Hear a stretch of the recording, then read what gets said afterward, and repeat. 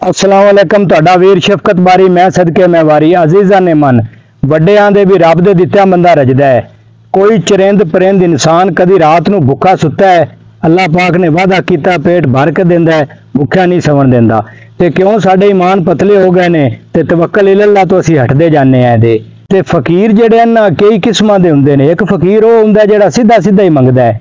ਇੱਕ ਫਕੀਰ ਉਹ ਹੁੰਦਾ ਵੀ ਜਿਹੜਾ ਕੋਈ ਬਹਾਨਾ ਲਾਲਚ ਬਣਾ ਕੇ ਕੋਈ ਤਰੀਕਾ ਤੇ ਉਹ ਮੰਗਣ ਲੱਗ ਪਿਆ। ਇਹ ਫਕੀਰਾਂ ਦੀ ਵੀ ਕਈ ਕਿਸਮਾਂ ਹੁੰਦੀਆਂ ਨੇ ਵੀ ਉਹ ਸ਼ਾਇਦ ਲਾਰਾ ਜਾਸਾ ਦਿੱਤਾ ਤੇ ਪੈਸੇ ਮੰਗ ਲੈ, ਤਰੀਕਾ ਬਦਲਿਆ ਹੈ, ਕੰਮ ਉਹ ਮੰਗਣ ਪਿੰਨਣ ਵਾਲਾ ਹੀ ਹੈ। ਉਹ ਜਿਵੇਂ ਕੋਈ ਫਕੀਰ ਸੀ ਤੇ ਹੱਟੀਆਂ ਤੇ ਮੰਗਦਾ, ਉਹ ਇਹ ਕੱਟੀ ਤੋਂ ਜਾ ਮੰਗਿਆ, ਉਹਨੇ ਪੰਜਾਂ ਦਾ ਠੀਪਾ ਦੇ ਕੇ ਉਹਨੂੰ ਆਖਿਆ ਵੀ ਇੱਲਾ ਹੁਣ ਅਗਾਂ ਤੂੰ ਨਾ ਮੰਗੀ ਤੇ ਮੰਗਣਾ ਛੱਡ ਦੇ। ਉਹ ਆਂਦਾ ਵੀ ਤੂੰ ਵੀ ਮੰਗਣਾ ਛੱਡ ਦੇ। ਉਹ ਆਂਦਾ मैं कदों मंगना। उन्हें आखिया फर्क अपना इन्ना है भी मैं वेले हथी मंगना, आखिर तू कई शायद देवन लगे पैसे मांग लेना।